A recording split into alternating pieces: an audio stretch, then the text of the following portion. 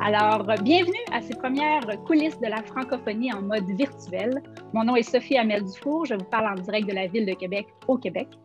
Bien qu'habituellement, les coulisses de la francophonie permettent de visiter un lieu physique emblématique de la francophonie, comme par exemple le Panthéon à Paris, l'Alliance franco-ivoirienne en Côte d'Ivoire ou encore l'Office franco-québécois pour la jeunesse, l'OFQJ au Québec, nous avons décidé de ne pas nous laisser arrêter par la COVID-19 et de vous faire voyager virtuellement.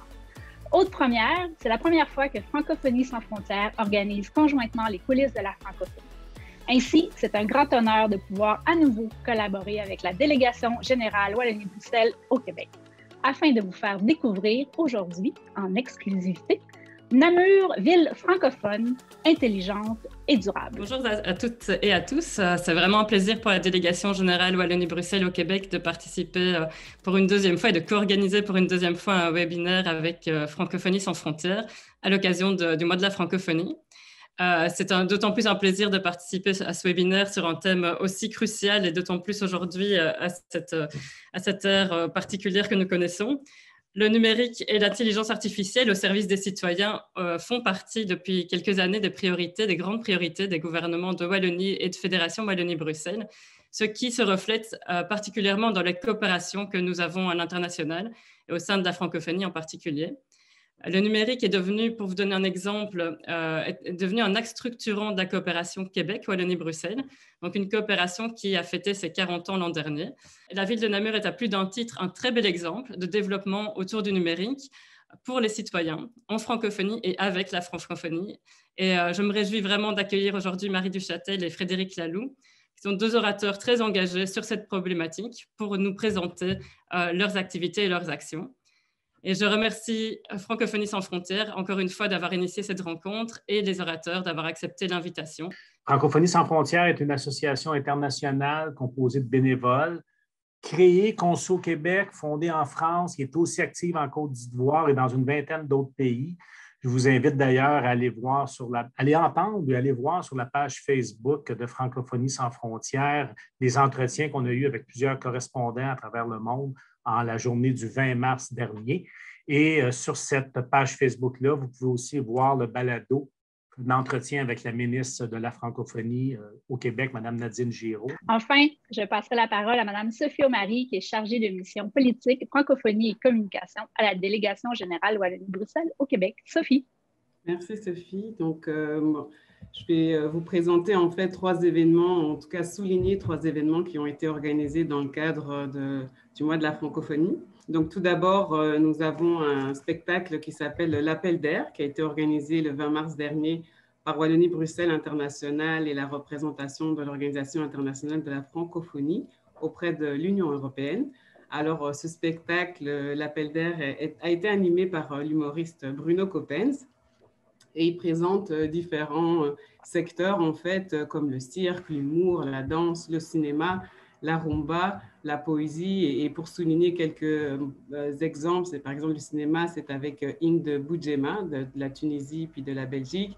Et puis aussi au niveau du Québec, donc la poésie qui a été mise en valeur par Steve Gagnon et la comédienne Evelyne Rompré. Alors, ce spectacle, en fait, oui, a eu lieu le 20 mars, mais il est encore disponible en ligne. Le voyage littéraire en francophonie, c'est la possibilité pour les fans de lecture ou même ceux qui souhaitent découvrir. Donc, nous avons plus de 1000 auteurs, œuvres de Wallonie-Bruxelles, de la France, des Amériques, de l'Afrique aussi disponibles grâce à nos partenaires, Consulat général de France à Québec, le Centre de la francophonie des Amériques, le ministère des Relations internationales et de la francophonie, et puis aussi Bibliothèque Archives nationales du Québec et la Ville de Québec. Alors, c'est vraiment grâce à une quinzaine de bibliothèques et de collections numériques que ces œuvres sont disponibles. Bon webinaire à tous. Alors, sans plus tarder, je vous présente nos invités de marque qui font vibrer Namur, capitale de la Wallonie, en y conjuguant l'art, l'intelligence artificielle, la démocratie, l'aménagement du territoire et la transition écologique. Madame Marie Duchâtel est récipiendaire du prix Femmes francophones 2020 de l'Association internationale des maires francophones. Madame Duchâtel est curatrice et coordonnatrice du KIC Festival qui explore les cultures numériques et créatives ainsi que les liens entre art, sciences, technologie et société à travers un programme de conférences, d'expositions artistiques et d'innovation technologique, d'ateliers ainsi que d'événements de réseautage. Elle est également créatrice du projet Afrique développé en collaboration avec une commissaire d'exposition basée à Dakar, au sein duquel est mis à l'honneur la créativité numérique de l'Afrique et de sa diaspora. M. Frédéric Laloux, commissaire aux relations internationales de la ville de Namur, M. Laloux assure également le secrétariat de la commission Namur-Capitale et la direction de l'agence de marketing territoriale de Namur-Capitale. Il est au cœur de la valorisation de nombreux projets développés par l'autorité locale. Fort d'une expérience antérieure comme mandataire public, il appréhende de manière circonstanciée la dynamique que la capitale de la Wallonie met en œuvre et les importants résultats qui en découlent. D'ailleurs, Namur Laboratoire de l'innovation n'est plus un slogan, mais bien une réalité. Alors, Monsieur Laloux, la parole est à vous. D'abord, on a voulu, ici à Namur, faire en sorte de savoir qu'est-ce qui était une ville numérique ou une ville intelligente, et c'est la place de l'humain qui fait la différence. Et ça, c'est vrai que dans toute la démarche que Namur a souhaité mettre en œuvre, c'est vraiment l'humain qui est au centre de cette démarche. Et je pense que c'est ce qui peut-être différencie certains autres projets, puisque Namur a été, par un organisme belge, Agoria, classée première ville de l'espace francophone ayant la ville intelligente comme eh bien, fer de lance.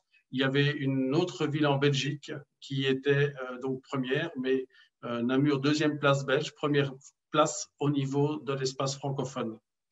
Alors, c'est vrai que ça éclate vraiment dans beaucoup de thématiques, cette ville intelligente. Il est vrai que c'était quand même relativement important de pouvoir aujourd'hui serrer quelques thèmes un peu plus spécifiques, parce que vous voyez qu'il y a de la mobilité du tourisme et autres. C'est vraiment un peu dans tous les sens, mais de manière vraiment très, très réfléchie et très coordonnée.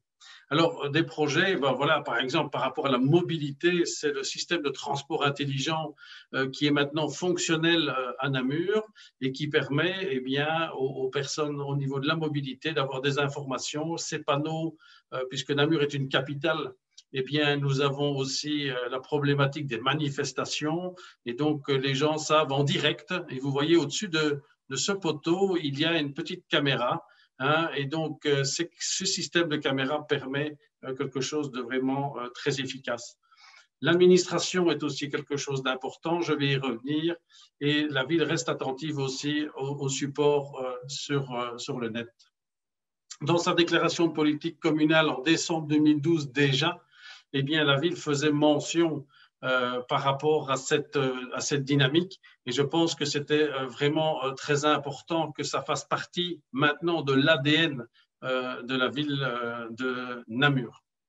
Alors, une toute première démarche qui est vraiment antérieure à la date des années 2000, c'était, quand je dis que le citoyen est au cœur de notre démarche, c'était de créer la maison des citoyens à Namur.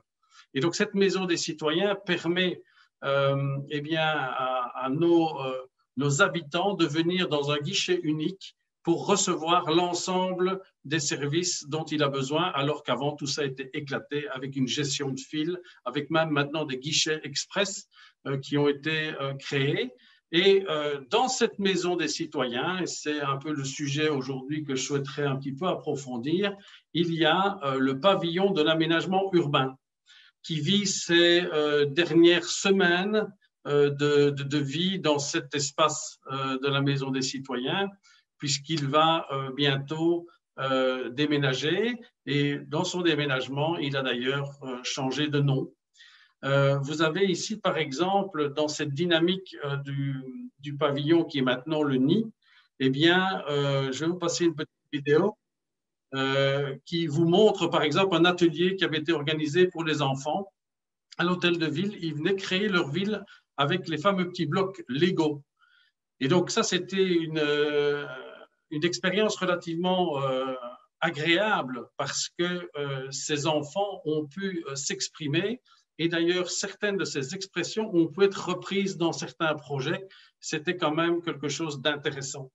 Et donc, notre pavillon de l'aménagement urbain, eh bien, il s'est transformé maintenant en nid, Namur intelligente et durable, avec cette volonté d'explorer, cette volonté de co-construire et de montrer. Donc, il fallait pour tout ça avoir un cocon, un espace qui lui soit dédié et où le citoyen allait pouvoir s'approprier cet espace de co-création, d'information. Alors, le nid, vous revoyez une image de cette citadelle, eh bien, le nid, c'est des outils, c'est l'information sur les grands chantiers, ce sont des dossiers pédagogiques, c'est des guides des bonnes pratiques, ce sont des expositions, des vidéos et des projets qui sont développés comme, par exemple, la cartographie en 3D. Vous avez l'ensemble du territoire de Namur qui était modélisé en 3D. Vous me direz, c'est très bien, c'est beau, ça peut faire joli, mais ça reste intéressant parce que cette démarche de mise en 3D de l'ensemble du territoire de la ville, pour vous donner quand même une idée, l'ensemble du territoire de la ville de Namur est comparable à la région bruxelloise, donc l'ensemble de la région Bruxelles-Capitale ici en Belgique.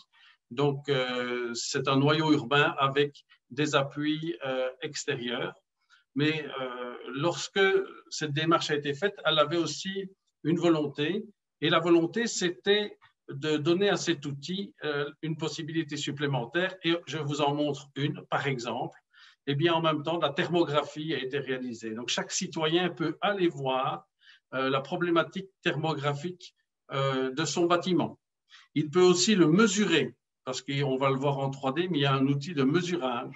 Il y a également un outil qui vous permet de voir le potentiel photovoltaïque de votre bâtiment. Et donc, voilà un outil, Namur intelligente et durable, qui fait en sorte de mettre le citoyen au cœur de la démarche. Alors, l'hôtel de ville, c'était bien, mais le projet Confluence, c'est beaucoup mieux. Et donc, ce qu'on appelle à Namur le grognon, après un concours, et surtout des fonds européens qui sont venus concrétiser ce projet, le projet du nid est maintenant au cœur du projet de la Confluence. On y a mis une passerelle cyclopiétonne et la modification est essentielle dans cet endroit emblématique de Namur, puisque c'était un chancre depuis des années, et maintenant ce sera un espace public, ce sera un espace où le citoyen va pouvoir de manière moderne découvrir les projets que la ville veut mettre en œuvre, et toute cette dynamique est née aussi de par la volonté de certains citoyens. Et c'est vrai que Marie va vous parler après de choses qui sont devenues maintenant des incontournables à Namur, mais ce n'était pas gagné d'avance. Et c'est vrai que la dynamique, c'est d'abord aussi, et il faut le reconnaître, les élus. Le bourgmestre de Namur a cru dans ces projets. Et je vous avoue qu'à l'occasion de rencontres avec des diplomates, lorsque le portefeuille de projet était présenté, les diplomates me disaient « mais vous allez réaliser quoi dans ce portefeuille de projet ?» Et la réponse était « tout va être réalisé ». Et on peut voir maintenant des projets de ce type qui seront concrétisés dans les mois à venir. La passerelle est déjà fonctionnelle. Et donc, les superbes images que vous voyez maintenant, c'est bien sûr de la 3D, mais ce sera aussi fonctionnel dans quelques semaines. Alors, voilà une photo de ces travaux qui avancent très bien. Je vous avoue qu'elle a été prise l'année dernière, et donc maintenant le bâtiment est en cours de finition et les abords, la place publique, etc. sont déjà quasi terminés. Les gens qui avaient critiqué au départ une démarche se sont ralliés au projet, et c'était ça aussi la participation citoyenne qui était importante. La passerelle cyclopiétonne y participe également. Un autre volet que la ville de Namur met en œuvre, c'est aussi l'ouverture de ces données publiques. Et donc, les données ouvertes ont un grand succès et les applications qui sont menées, la dernière en date, c'est la semaine dernière, ce sont les données relatives à la réfection des voiries. Chaque citoyen peut aller voir quand sa voirie sera réfectionnée. Un plan a été établi, les données sont publiques. C'est la même chose, par exemple, pour la gestion des cimetières, où chaque citoyen peut aller voir sa parcelle, voir et retrouver quelqu'un. Le citoyen peut aussi demander à avoir des données qui sont téléchargeables directement sur le site. C'est aussi quelque chose qui était vraiment important dans la démarche que nous développons. Alors, on a parlé francophonie et voilà l'éclairage intelligent de notre citadelle le 20 mars 2020 à l'occasion des 50 ans de la francophonie. Notre citadelle est aux couleurs de l'OIF et donc ce n'est pas anodin non plus. Et quand on pense que cette programmation, on peut maintenant la refaire à terme et on la déclenche via un smartphone, c'est assez impressionnant également. Alors, nous avons des acteurs qui vont être développés par ailleurs par Marie, mais je dois vous les citer, le Kick Festival, le TRAC, qui est un lieu extraordinaire maintenant. Vous avez le Pavillon qui vient de s'ouvrir et qui remporte déjà un succès, me dit-on, vraiment incroyable. Et c'est une équipe namuroise qui développe tout ça. C'est fantastique. Alors, le printemps arrive à Namur et j'ai repris sur les réseaux sociaux cette photo qui avait comme légende « Voilà le printemps, les grues sont arrivées à Namur ». Et bien sûr, ce n'est pas une migration, mais on a vu que les investissements publics qui ont été réalisés ont généré aussi des actions privées. Ici, je vous montre que le téléphérique qui sera fonctionnel dans environ 8 semaines, reliera la ville, centre-ville, au-dessus de la citadelle. C'est un projet ambitieux et de nouveau qui va se concrétiser en même temps d'ailleurs que l'espace public qui est juste en face, qui va faire gagner en convivialité, le centre-ville pour les citoyens. Alors, les investissements publics, vous avez la passerelle cyclopiétonne dont je vous ai parlé tout à l'heure. Vous avez le Delta, c'est la province de Namur qui a transformé sa maison de la culture provinciale en Delta. C'est un tiers-lieu. De nouveau, les gens se sont appropriés dès l'ouverture de ce nouveau bâtiment les espaces qui leur étaient dédiés, les expositions, des concerts, des salles d'enregistrement et bien d'autres choses. Et ça, c'est quand même quelque chose de vraiment exceptionnel de pouvoir vivre cela. Vous avez également le Grand Manège, c'est aussi un investissement public avec une salle de concert et le conservatoire pour l'Académie de musique, qui va jouxter ce centre qui va être géré d'ailleurs par des Namurois, le Centre d'art vocal et de musique ancienne. C'est un peu les violons du roi pour la ville de Québec. Ils ont maintenant leur écrin. Alors, vous avez des investissements autres. Vous avez la gare multimodale qui sera en fonction fin de l'année. Vous avez au-dessus le palais de justice sur le coin supérieur gauche, investissement public, mais juste à côté, en investissement privé, le nouveau quartier Novia, qui va comporter restaurants, bibliothèques, musées, bureaux et surtout du logement, avec un parc public également qui sera dessiné et totalement aménagé. Vous avez d'autres investissements. J'oublie d'ailleurs de vous dire qu'il y a déjà pas mal d'investissements réalisés, mais ceux-ci sont en cours de réalisation. Au siège d'une banque en haut à gauche, la banque Belfus. Vous avez à droite au-dessus un hôtel, un centre également pour des étudiants, du logement et des bureaux. En dessous, c'est juste à côté de la gare, dans la continuité de tous les projets qui sont sur cette page. Et donc, vous avez un centre de bureaux, plus du parking à proximité de la gare. Ça veut dire que toute cette dynamique a fait en sorte que on puisse vraiment, avec les citoyens, développer pas mal de projets et surtout avoir leur adhésion. Des projets ont été modifiés en fonction de la participation citoyenne et nous avons encore d'autres projets durables qui sont mis en œuvre avec des circuits courts, avec le développement cyclable également dans la ville.